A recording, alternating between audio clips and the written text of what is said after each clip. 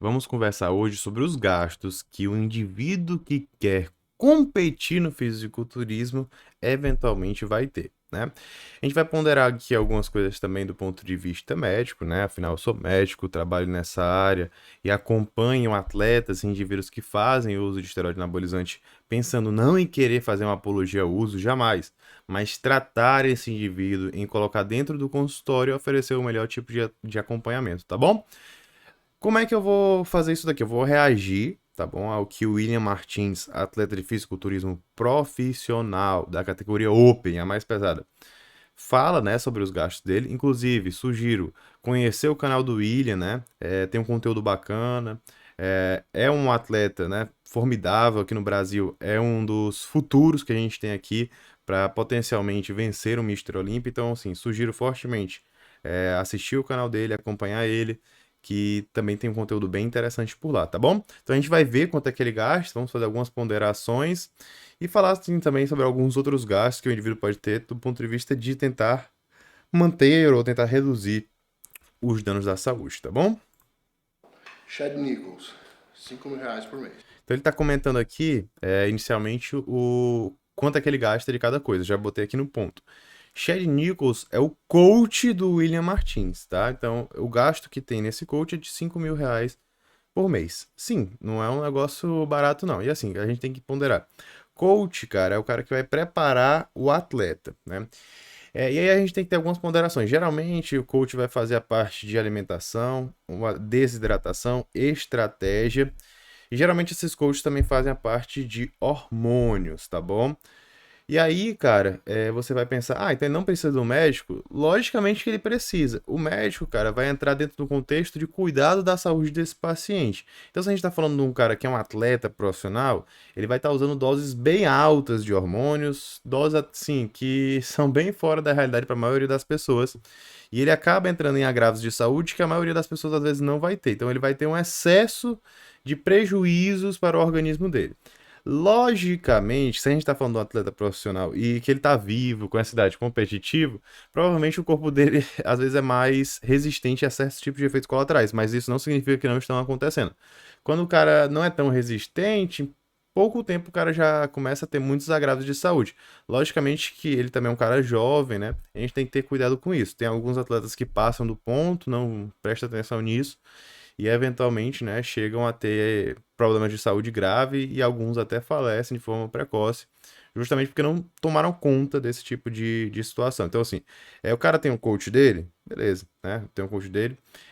Às vezes o cara tem um próprio treinador para fazer o treino com ele, né? Mas o coach às vezes prescreve o treino, às vezes não.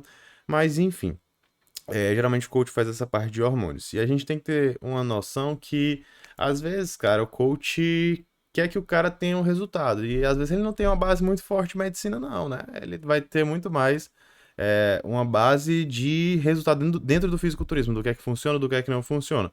E a gente tem que ter muito cuidado com isso. Por isso que é sempre importante que o atleta tenha o seu acompanhamento médico profissional. E aí, cara, o atleta ele deve procurar um médico que vai entender de todas as áreas, dentro, né, voltada para o fisiculturismo. Logicamente, se ele for para um médico tradicional, para um médico convencional, o cara chegar assim desse tamanho, ele tá usando esteroide, o que é que o médico tradicional vai dizer? Cara, para de usar isso daqui e você é um bombado, cabeça oca. Então, assim, a gente tem uma vertente de médicos que trabalha dessa forma. Então, ele vai ter que procurar um atendimento personalizado, um atendimento específico, que é especializado para isso, né?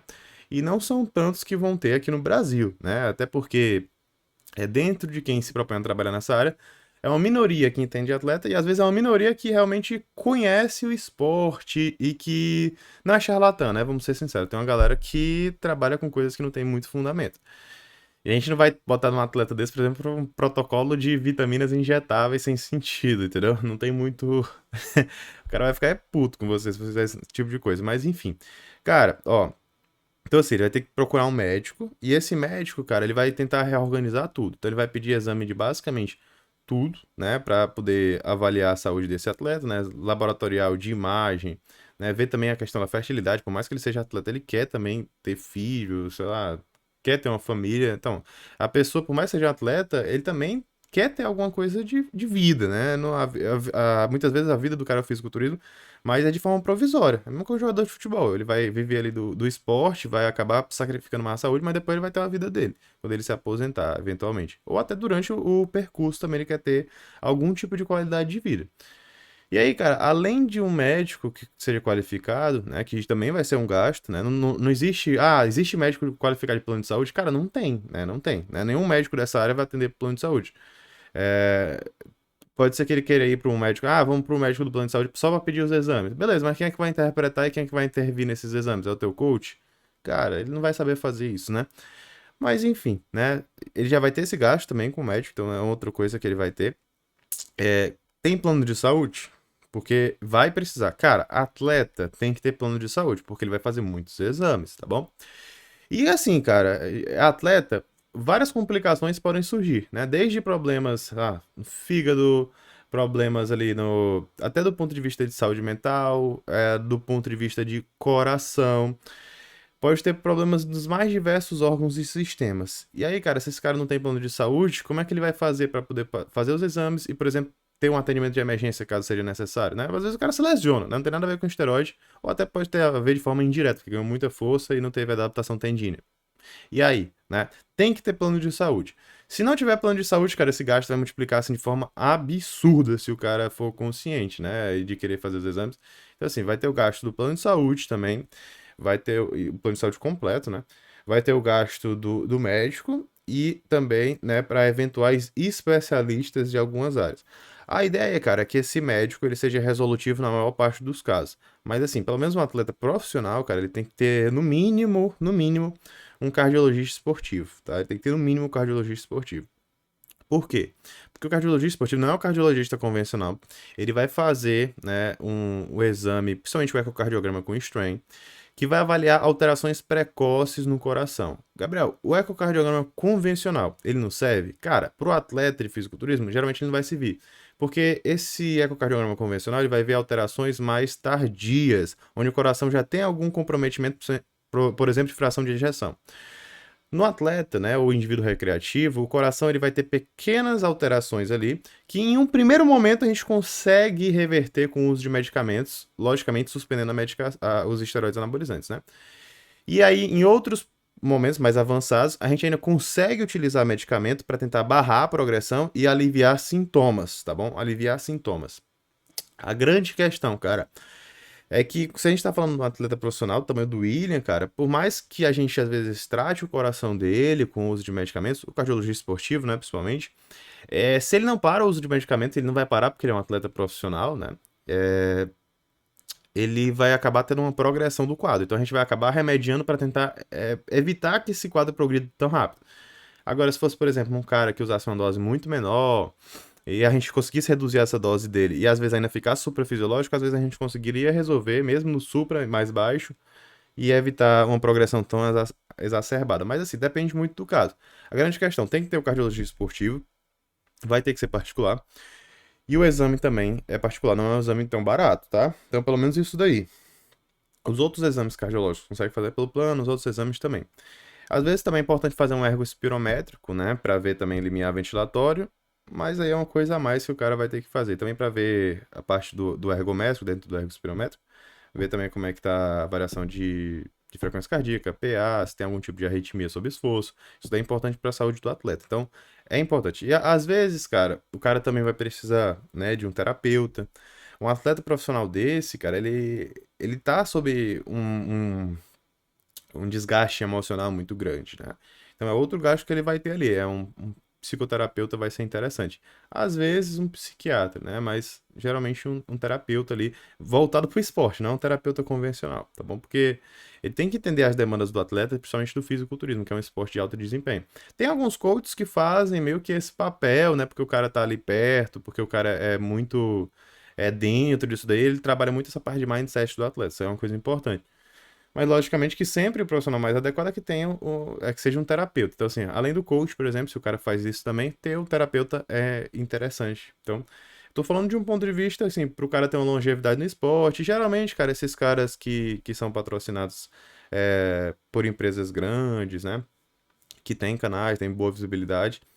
Porque até porque ele não ganha patrocínio ou qualquer coisa por causa que ele é atleta, né? Mas é por causa que ele gera visibilidade e a empresa quer isso, né? Então ele tem que ter competência dentro da comunicação também. Então, enfim, esses caras geralmente têm uma equipe por trás que é boa, né? Tem o médico, tem toda a parte de aporte de terapia também. Então isso é interessantíssimo, isso é importante. Então vamos lá. Quando a gente fala de profissionais que vão atender ele, ele fala aqui só do coach, mas se a gente fosse falar de um contexto ideal, que eu imagino também que ele tenha outros profissionais, a gente estaria falando de um valor maior. Logicamente, ele está falando aqui por mês, né? Então, ele tá falando aqui uma média. Mas vamos lá. Beleza, entendi. Increlex, 11 mil reais por mês. O que é um Increlex, cara? É um medicamento que seria semelhante ao IGF-1, tá bom? Uma forma de IGF-1 feita com DNA recombinante. É caro pra caramba, né? Pra, por exemplo, uma pessoa convencional, um marombeiro convencional, não valeria a pena de forma alguma, né? Mas como o William é um atleta pesado, ele já é muito pesado, quer ganhar muito peso, aí ele vai ter que fazer esse tipo de alternativa, de estratégia. E é uma das coisas que vai pesar mais no orçamento aqui, né? E as paradinhas, 4 mil reais por mês. De esteroide anabolizante, cara, o cara tá gastando aqui 4 mil reais por mês, né? 4 mil reais por mês. É um valor bem alto, tá? Um valor bem alto. Dentro do ponto de vista de gasto com esteroide anabólico, cara, se você fosse ver uma pessoa recreativa que fizesse um uso moderado, o cara não vai chegar a gastar nem próximo disso, né? E assim, ele usa doses assim exageradamente altas, né? É um atleta pesado e assim, ele tá dentro de um coach que tende a pesar a mão, né? Não vou julgar, criticar nem nada disso, não. Ele sabe o que tá fazendo, ele sabe os riscos que tá submetendo. Mas assim, se você fosse pensar uma pessoa que tá querendo só ficar mais forte, vai gastar muito menos que isso. Esteroide anabolizante, às vezes, nem é a parte mais cara. O que acaba sendo mais caro são os tratamentos adjuvantes, para caso de tenha algum efeito colateral. E também, né, os tratamentos que ele vai ter por trás, né? Por exemplo, a terapia, os próprios exames. Então, assim, o cara gasta mais com isso, às vezes, do que o próprio protocolo. E com coisas além, né? A própria dieta, o tem um treinador, tem um nutricionista, tudo isso daí é importante. O próprio testosterona não é uma coisa tão cara, né? Antes era mais barato ainda, agora deu uma encarecida ali, principalmente por causa do aumento do deposterona. Mas assim, né, se fosse botar na ponta do lápis, não é a coisa mais cara do mundo. Se o cara for querer gastar muito com hormônio, ele vai acabar gastando muito, principalmente com GH, né? Principalmente com GH. 8i, como eu falei no vídeo, isso daí sai do meu bolso. Então, em torno de 6.200 por mês. Então pronto, além do IGF-1, ele usa também o GH, né? Ele usa também o GH. GH é o hormônio do crescimento, ele gasta aí por volta de 6.200 por mês, né? Ele não usa uma dose talvez tão alta, porque GH em si já é bem caro, né? Já é bem caro. Tem atletas que usam bem mais, mas ele já tá usando o IGF-1, né? E o GH tem uma conversão em IGF-1, né? Tem um aumento da liberação de IGF-1. Cara, GH para um atleta desse porte acaba sendo algo que tem um efeito sinérgico do ponto de vista hormonal, né? Ele vai juntar, por exemplo, um esteroide anabolizante com o GH, ele vai ter um efeito de potencialização de resultados. Agora, se a gente está falando, por exemplo, do uso de GH de forma isolada, para uma pessoa que quer melhorar o físico, vai ter grande diferença? Não vai, tá bom? Gabriel, será que teria sentido eu colocar GH no meu protocolo hormonal? Né? Eu faço, por exemplo, uso de só testosterona. Cara, geralmente não vai fazer muito sentido, não. Você vai gastar muito para ter um efeito benéfico ali adicional muito pequeno, tá? Para um atleta desse, isso daqui faz sentido, até porque ele usa altas doses, ainda usa IGF-1 e usa um caminhão de hormônios. Talvez para ele tenha sentido, né? Inclusive ele tem off-season, né? Então talvez ele vai aumentar ainda essa dose de GH no, no contest, vamos ver, né? Mas assim, é um gasto que para pessoas convencionais é totalmente desnecessário, né? Agora o cara tem muito dinheiro, quer investir? Tá, beleza, né? Quem que sou eu pra duvidar disso daí? O cara faz o que quiser, né? Mercado, já fiz um vídeo com vocês uns tempo atrás aí. Tá a mesma base da dieta de alimentos, então fica em torno de 7 mil por mês. Suplemento. O cara gasta 7 mil de alimentação. E assim, cara, você tem que ver. A alimentação é um negócio que depende muito do que você vai escolher. Você vai comer, né? Principalmente frango como fonte de proteína. Ou você vai dar uma variedade, você vai botar ali um salmãozinho, uma tilápia, botar uma carnezinha, nem que seja patinho, né? Aí você vai encarecer ali o produto, né? Dentro das fontes de alimento, então você consegue ter algo mais barato ou algo mais caro, né? Então, assim, e eu acho que ele opta às vezes pelo mais caro, fora que ele tem um volume alimentar gigantesco, cara. Ele come assim muito mais do que uma pessoa convencional. Então, assim, talvez que uma pessoa marombeiro comum fosse gastar, seria um quarto do que ele gasta, ainda mais se o cara for querer economizar, né? Então o cara pode investir muito mais em frango e ovo do que, por exemplo, salmão e tilápia, né? Para deixar mais barato. Tem várias opções que ele pode sempre fazer essas trocas para deixar mais palatável ou menos palatável, né? E mais em conta. Então é uma coisa que não é tão cara para o marombeiro convencional, mas se o cara quer ser um atleta e quer ter longevidade no esporte para aguentar também, às vezes ele vai ter que dar uma investida, viu? Agora, né? Tô tendo que comprar. Desculpa. Ô, Gui, cara, não pode rir, cara. Que pau no cu, velho. Tá rindo com vontade. Cara, mas por enquanto, por enquanto. Não, por enquanto, tenho certeza que muito em breve, mais rápido que vocês imaginam, vai vir coisa boa por aí. Peraí, cara, nem eu tô sabendo dessa.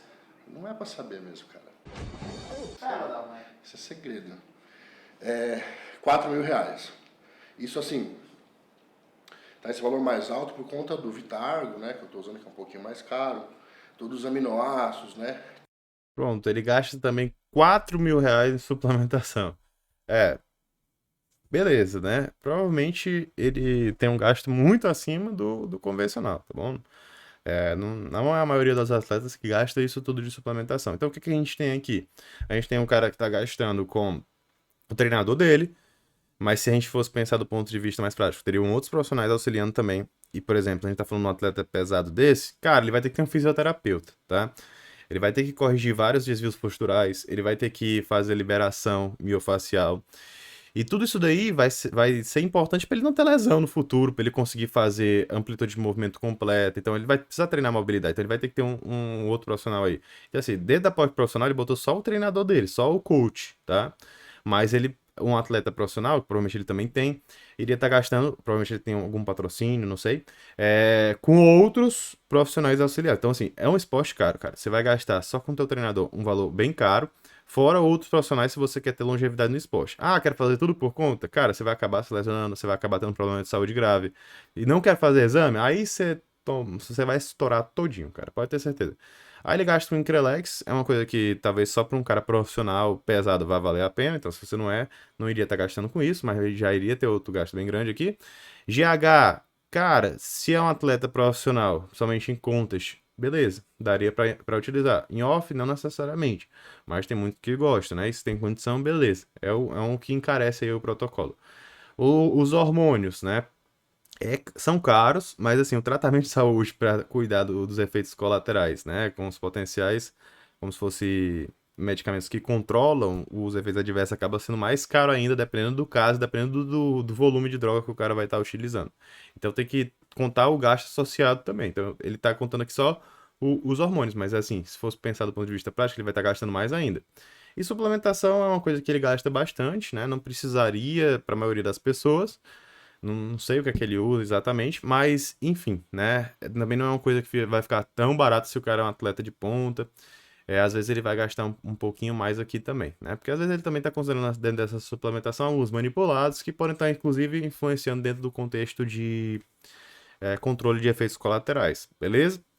E aí a alimentação vai depender muito do indivíduo. Tem gente que é mais, né, gosta de fazer coisas diferentes, com sabor, para conseguir ter mais longevidade no esporte, gostar mais da alimentação. Tem gente que é mais raiz, não quer saber. Ser raiz, cara, não é uma coisa positiva nesse ponto, não, tá? Não necessariamente. Depende do quanto você gosta, tá?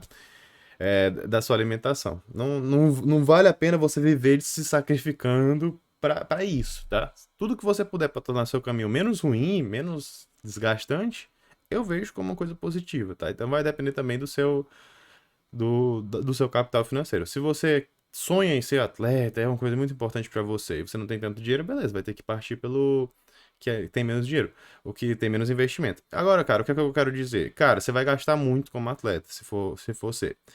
Aí você tem que botar na ponta do lápis e ver se você tem condição de gastar, né, algo em torno disso daqui. Então, assim, por exemplo, uma preparação de um cara, talvez, que não é... Ele gasta aqui por volta de 40 mil por mês, né? Ele botou quase um carro zero por mês. Beleza. Uma preparação, cara, você vai gastar no mínimo 5, 10 mil reais ali pra se preparar pra um campeonato mais ou menos, né? Então, assim, cara, será que tem sentido gastar tudo isso, né? Considerando que às vezes você não vai ganhar nada em troca disso, até se você for o primeiro lugar, você vai ganhar um pote de whey. E aí você tem que ver e botar na ponta do lápis. Por que que eu tô fazendo isso daqui? Eu tô fazendo esses. Eu tô competindo, né? Pra ganhar uma competição, porque eu quero ser um fisiculturista, ou simplesmente estou fazendo porque eu quero ter uma realização pessoal. Aí você tem que diferenciar para entender o quanto que você vai sacrificar para conseguir aquilo ali. Até porque, cara, você está sacrificando também toda a saúde, tá? Então, assim, passar por esses processos de competição, de ganho brusco de peso, perda brusca de peso, excesso de esteroide, excesso de estimulante, desidratação, tudo isso daí não é saudável, tá? Não é saudável. E aí você tem que ver o que é que você está querendo fazer, por que que você está querendo fazer e o que é que você vai ganhar em troca. Se tiver ok, beleza.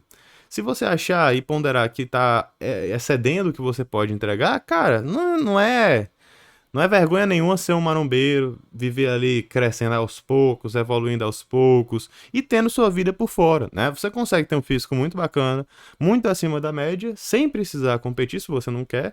E mesmo assim ainda tá dentro do meio do fisiculturismo, sentir aquela vibe. Logicamente você não sente 100% a vibe, mas você consegue ser um cara dedicado, esforçado e que não quer se sacrificar tanto. Cada um tem as suas escolhas e a gente não pode julgar, né? Muita gente gosta de julgar, você não é atleta de verdade, você não... Não, cara, esquece isso daí. Esse pessoal é tudo mal resolvido, tá bom? Quem fala esse tipo de coisa. Quem realmente está dentro do esporte, quer que o esporte cresça, vai sempre estimular que uma pessoa que se esforça, que dá o seu melhor, continue e se sinta sim parte do esporte, tá bom? Espero que tenha ficado claro. Se você gosta desse tipo de conteúdo, compartilha aqui, se inscreve nesse canal e não deixa de deixar seus comentários, porque isso daqui me fortalece bastante o canal, me faz ver o que é que pra você é importante para eu poder fazer novos vídeos a respeito, tá bom? Um grande abraço e até a próxima.